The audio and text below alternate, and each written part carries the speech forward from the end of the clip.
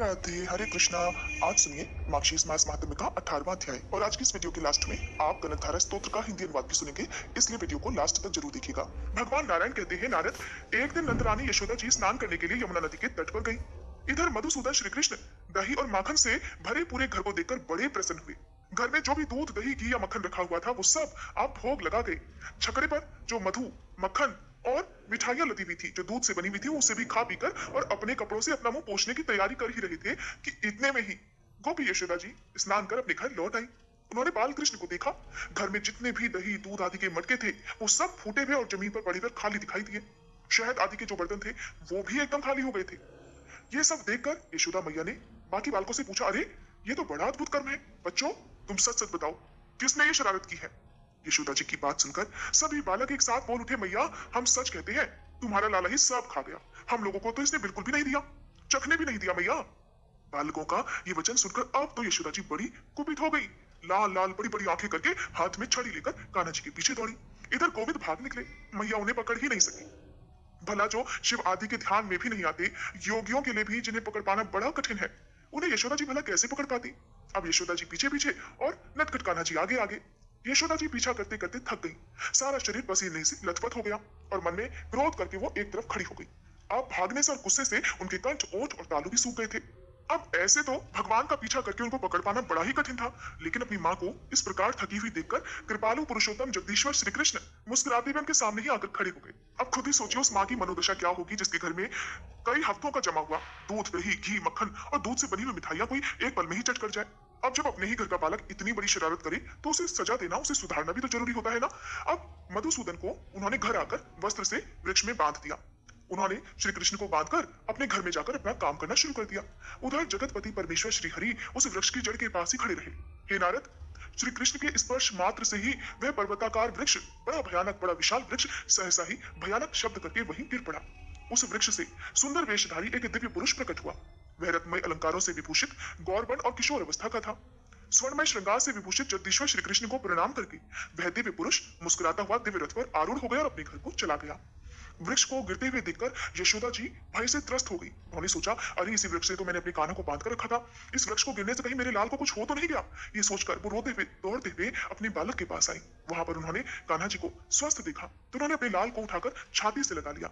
इतने में ही गोकुल के सभी गोप और गोपियां उनके घर में आ पहुंची। वे सब की सब लगी यशोदा जी को फटकारने कि इतने छोटे से बालक को इतनी बड़ी सजा देना कहाँ की बुद्धिमानी है। अब उन सभी ने प्रसन्नतापूर्वक शिशु की रक्षा के लिए शांति कर्म किया। अब सारी गोपियां यशोदा जी को समझाने लगी, कहने लगी, नंदरानी, इतनी वृद्धावस्था में तो तुम्हें बड़ी मुश्किल से ही पुत्र प्राप्त हुआ है। संसार में जो भी धन धान्य और रत्न आदि है वो सब पुत्र के लिए ही तो है।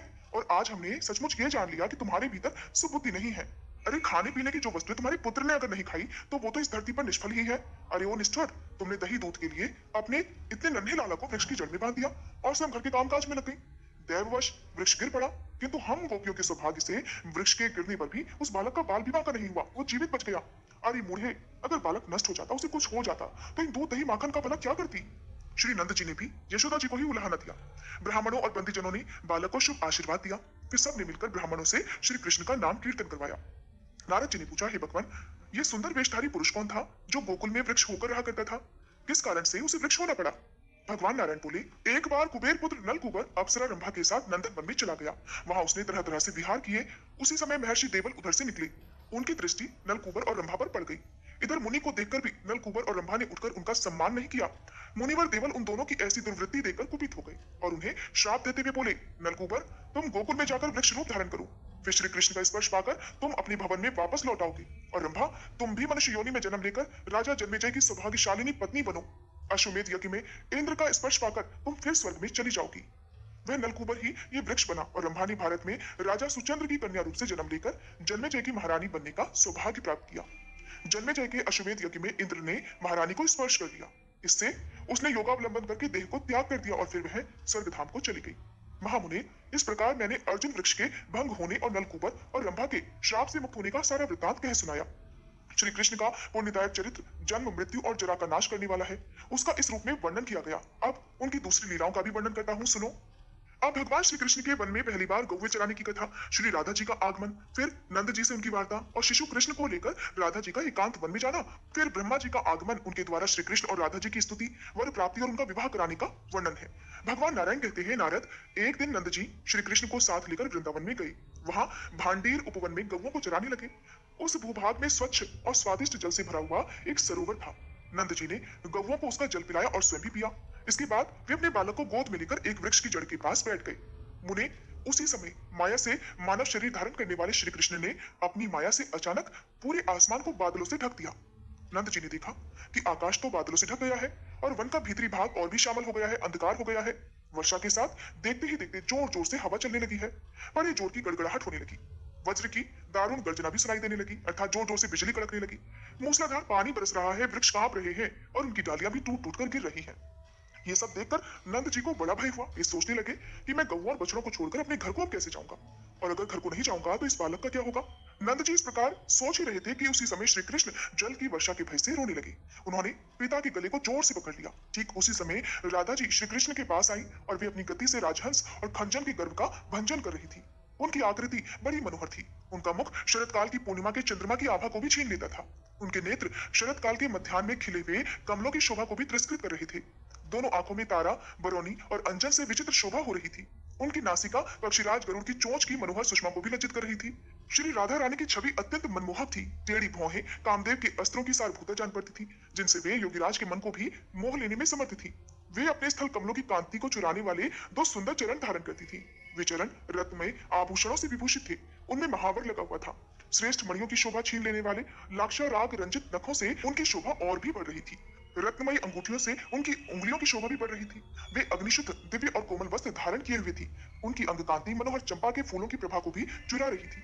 उनके एक हाथ में सहस्त्र दलों से युक्त उज्जवल क्रीड़ा कमल सुशोभित था और वे अपने श्रीमुख की शोभा देखने के लिए हाथ में रत्नमय दर्पण भी लिए हुए थी। उस निर्जन वन में उन्हें देखकर नंद जी को बड़ा विस्मय हुआ। वे करोड़ों चंद्रमालाओं की प्रभा से संपन्न होकर दसों दिशाओं को प्रकाशित कर रही थी। नंद राय जी ने उन्हें प्रणाम किया। उनके नेत्रों से आंसू झरने लगे और मस्तक भक्ति भाव से झुक गया। वे बोले, देवी, गर्ग जी के मुख से आपके विषय में सुनकर मैं ये जानता हूँ कि आप श्री हरि की लक्ष्मी जी से भी बढ़कर प्रेयसी हो। साथ ही मैं ये भी जान चुका हूँ कि ये श्याम सुंदर श्री कृष्ण महाविष्णु से भी श्रेष्ठ, निर्गुण और अच्युत हैं। फिर भी मनुष्य होने के कारण मैं भगवान विष्णु की माया से मोहित हूँ। भद्रे, अपने इन प्राणनाथ को ग्रहण करो और जहाँ तुम्हारी मौज हो, जहाँ तुम्हारा मन हो, वहां चली जाओ। अपना मनोरथ पूर्ण कर लेने के बाद मेरा ये पुत्र मुझे लौटा देना। ऐसा कहकर नंद जी ने भय से रोते हुए बालक को राधा जी के हाथ में दे दिया। राधा जी ने बालक को ले लिया और मुख से मधुर हास प्रकट किया। वे नंद से बोली, बाबा, ये रहस्य किसी दूसरे पर प्रकट ना हो, इसके लिए यत्नशील रहना। बाबा, अनेक जन्मों के पुण्य फल का उदय होने से तुमने आज मेरा दर्शन प्राप्त किया है। गर्ग जी के वचन से आप इस विषय के ज्ञाता हो गए हो और हमारे अवतार का सारा कारण भी जानते हो। हम दोनों के गोपनीय चरित्र को कहीं कहना नहीं चाहिए। अभी आप गोकुल में जाओ। ब्रजेश्वर, आपके मन में जो भी अभिष्ट है वो मुझसे मांग लो। उस देव दुर्लभ वर को भी मैं तुम्हें अनायास ही दे सकती हूँ। श्री राधिका का ये वचन सुनकर नंद जी कहने लगे, देवी, तुम प्रेतम सहित अपने चरणों की भक्ति मुझे प्रदान करो। दूसरी किसी वस्तु की इच्छा मेरे मन में है ही नहीं। जगदम्बिके, हे परमेश्वरी, तुम दोनों के सन्निधान में रहने का सौभाग्य हम दोनों पति पत्नी को कृपा पूर्वक दे दो।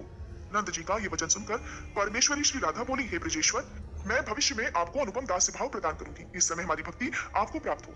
हम दोनों के चरण कमलों में आप दोनों की भक्ति दिन रात बनी रहे। आप दोनों के प्रसन्न हृदय में हमारी परम दुर्लभ स्मृति निरंतर होती रहे। मेरे वरदान के प्रभाव से माया आप दोनों पर अपना आवरण नहीं डाल सकेगी और अंत में मानव शरीर का त्याग करके आप दोनों ही गोलोक में पधारोगे।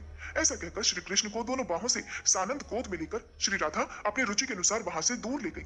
श्री कृष्ण का स्पर्श होते ही उनका सर्वांग पुलकित हो उठा और उन्होंने रास मंडल का स्मरण किया। इसी बीच में राधा जी ने माया द्वारा निर्मित उत्तम रत्नमय मंडप देखा, जो कि सैकड़ों रत्नमय कलशों से सुशोभित था। तरह तरह के विचित्र चित्र उस मंडप की शोभा बढ़ा रहे थे। विचित्र काननों से वह सुशोभित था। सिंदूर की सी कांति वाली मणियों द्वारा निर्मित सहस्त्रों खंभे उस मंडप की श्री वृद्धि कर रहे थे।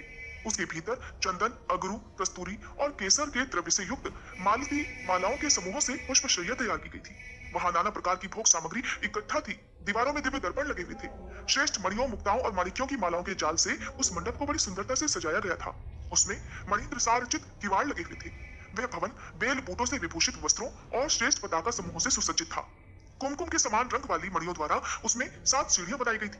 उस भवन के सामने एक बगीचा था जो रंग बिरंगे फूलों से सुशोभित था, जिन पर भौरे गुंजार कर रहे थे। देवी राधा उस मंडप को देखकर बड़ी प्रसन्नता के साथ उसके भीतर चली गई। वहां उन्होंने कपूर आदि से युक्त तांबूल और रत्नमय कलश में रखा हुआ स्वच्छ, शीतल और मनोहर जल देखा। नारद वहां सुधा और मधु से भरे हुए अनेक रत्नमय कलश शोभा पा रहे थे।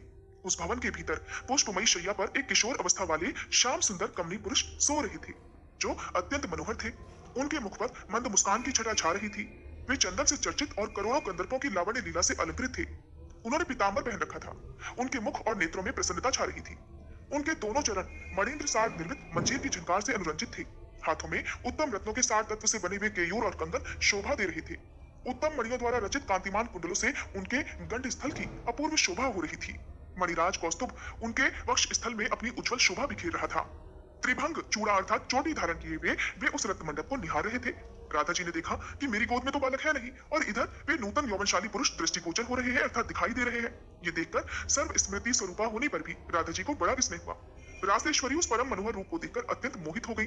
वे प्रेम और प्रसन्नता के साथ उनके मुखचंद्र की सुधा का पान करने लगी। उनकी पलकें झपक ही नहीं रही थी। मन में प्रेम विहार की लालसा जाग उठी। उस समय राधा जी का सर्वांग पुलकित हो उठा। वे मंद मंद मुस्कुराती हुई प्रेम वेदना से व्यथित हो उठी।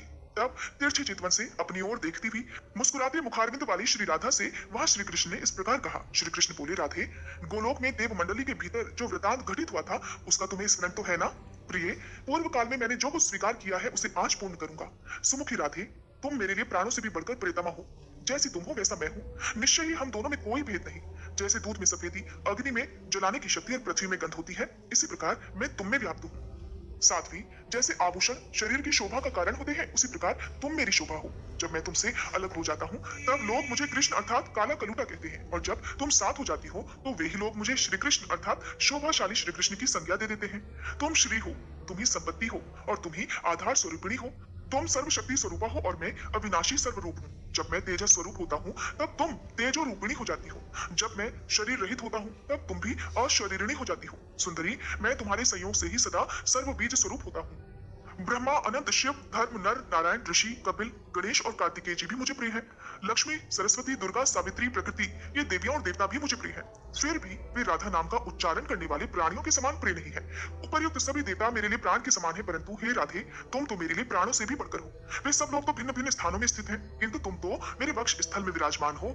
जो मेरी चतुर्भुज मूर्ति अपनी प्रिया को वक्ष स्थल में धारण करती है, वही मैं श्री कृष्ण स्वरूप होकर सदा स्वयं तुम्हारा भार वहन करता हूँ। जो जीवन भर 16 उपचार अर्पित करके मेरी सेवा करते हैं, उन पर मेरी जो प्रीति होती है, वही प्रीति राधा शब्द के उच्चारण से होती है, बल्कि उससे भी अधिक प्रीति राधा नाम के उच्चारण से होती है। राधे, मुझे तुम उतनी प्रिय नहीं हो जितना तुम्हारा नाम लेने वाला प्रिय है। राधा नाम का उच्चारण करने वाला पुरुष मुझे राधा से भी अधिक प्रिय है। ऐसा कहकर श्री कृष्ण उस मनोरम शैया पर विराजमान हुए। तब राधिका जी भक्तिभाव से मस्तक झुकाकर अपने प्राणनाथ से बोली। राधा रानी ने भगवान श्री कृष्ण से जो कुछ भी कहा उसका वर्णन आप सभी अगले अध्याय में सुनेंगे। अब सुनिए कनकधारा स्तोत्र का हिंदी अनुवाद। जैसे भ्रमरी अधखिले कुसुमों से अलंकृत तमाल तरु का आश्रय लेती है, उसी प्रकार जो प्रकाश श्री हरि के रोमांच से सुशोभित श्री अंगों पर निरंतर पड़ता रहता है, और जिसमें संपूर्ण ऐश्वर्य का निवास है, संपूर्ण मंगलों की अधिष्ठात्री देवी भगवती महालक्ष्मी की वह दृष्टि मेरे लिए मंगलदायी हो। जैसे भ्रमरी महान कमल तल पर मंडराती रहती है, उसी प्रकार जो श्रीहरि के मुखारविंद की ओर बराबर प्रेम पूर्वक जाती है और लज्जा के कारण लौट आती है, समुद्र कन्या लक्ष्मी जी की वह मनोहर मुग्ध दृष्टिमाला मुझे धन संपत्ति प्रदान करे। जो संपूर्ण देवताओं के अधिपति इंद्र के पद का वैभव विलास देने में समर्थ है, मधुहंता श्रीहरि को भी अधिकाधिक आनंद प्रदान करने वाली है, तथा जो नील कमल के भीतरी भाग के समान मनोहर जान पड़ती है, उन लक्ष्मी जी के अध खुले नेत्रों की दृष्टि क्षण भर के लिए मुझ पर थोड़ी सी ही अवश्य पड़ी।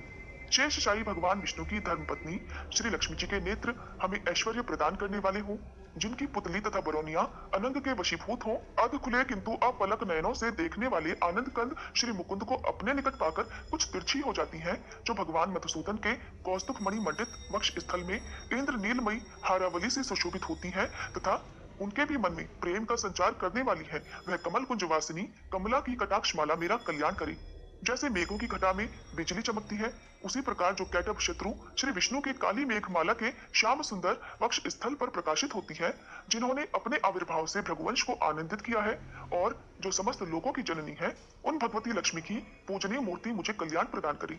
समुद्र कन्या कमला की वह मंद, अलस, मंथर और अधोल निर्मित दृष्टि, जिसके प्रभाव से कामदेव ने मंगलमय भगवान मधुसूदन के हृदय में प्रथम बार स्थान प्राप्त किया था, यहाँ मुझ पर पड़ी। भगवान नारायण की प्रेयसी लक्ष्मी का नेत्र रूपी मेघ दया रूपी अनुकूल पवन से प्रेरित हो दुष्कर्म रूपी धाम को चिरकाल के लिए दूर हटाकर विषाद रूपी धर्मजन्य ताप से पीड़ित मुझ दीन रूपी चातक पर धन रूपी जलधारा की वृष्टि करें। विशिष्ट बुद्धि वाले मनुष्य जिनके प्रीति पात्र होकर जिस दया दृष्टि के प्रभाव से स्वर्ग पद को सहज ही प्राप्त कर लेते हैं, पद्मासना पद्मा की वह विकसित कमल गर्भ के समान कांतिमय दृष्टि मुझे मनोवांछित पुष्टि प्रदान करे। जो सृष्टि लीला के समय वाग देवता अर्थात ब्रह्म शक्ति सरस्वती के रूप में विराजमान होती है और प्रलय लीला के काल में शाकंभरी अर्थात भगवती दुर्गा अथवा चंद्रशेखर वल्लभा पार्वती अर्थात रुद्र शक्ति के रूप में अवस्थित होती है। त्रिभुवन के एकमात्र पिता भगवान नारायण